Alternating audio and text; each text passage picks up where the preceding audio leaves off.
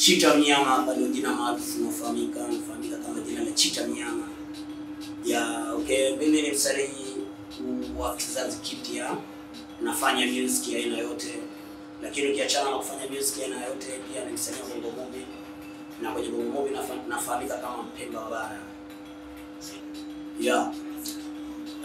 Kitu ambacho kilichonishawishi kuingia kwenye sanaa ni moja kwa moja nizungumzie shule. Shule naona ndio kitu ambacho kilinishawishi kuingia kwenye sanaa, kwa sababu wakati nilikuwa shuleni nasoma kulikuwa na vipindi vya sanaa kama vipindi vya ngoma, kuigiza, michezo ya mpira na vitu vingine vya mbalimbali. Kwa hiyo mimi nilikuwa napenda sana kuigiza, napenda kwenye ngoma. Kwa hiyo nikajikuta vitu vinanipelekea, unaona, nikawa upendo mkubwa kupenda vile vitu, na bila shaka niseme na vitu vikanipenda. Nikajikuta mpaka moja kwa moja leo nimekuja kuwa msanii, kwa sababu ni vitu ambavyo nilivipenda na vikanipenda. Na nilikuwa shuleni ndipo nilipoanza kuonyesha mwanga mkubwa, kwa sababu nilifikia hatua shule ilikuwa inanitegemea katika mashindano ya mkoa, wilaya na baadhi ya mashindano ya shule zetu. Nilikuwa kipaumbele na nilikuwa ni mtu ambaye anafanya vizuri katika kuimba, lakini pia katika michezo ya kuigiza. Changamoto ni nyingi, nishapitia changamoto nyingi sana, na pia naamini napitia changamoto nyingi. Changamoto ambazo kwamba nikizikumbuka kwa muda mfupi ambazo nilizopitia. Unajua, wa kwanza kufanya tukio lolote au jambo lolote jamii, kuna wapokezi aina 3 mpaka 4 ambao wanaweza kukupokea. Kuna wengine wanakupokea kwa uzuri, kwa ushauri wanachofanya vizuri, ujitahidi utafikia malengo, na kuna wale ambao wanakushusha kwamba bwana hamna kitu chochote unachoweza, hamna unachokijua, yeye mwache afanye mambo yako. Pia ni changamoto kubwa na watu wengi sana inakuwa kwa asili. Binafsi mimi nilishakutana na changamoto kama hiyo, na nikaendelea kuomba Mungu, nikaendelea kupambana na kujisogeza hapa nilipofikia. Malengo mengi, kwa sababu sanaa ni ya kazi, pia ni ajira, na nimeamua kuwekeza nguvu zangu, akili zangu katika sanaa.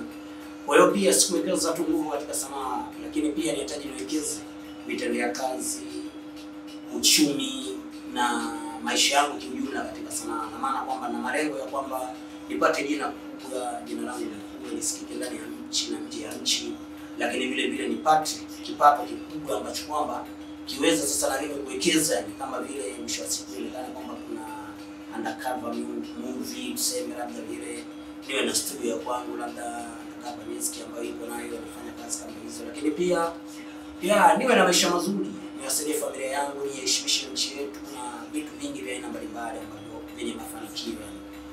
Lakini pia niendelee kwa support na wenzangu walio chini, kwa sababu September na support watu wa aina mbalimbali.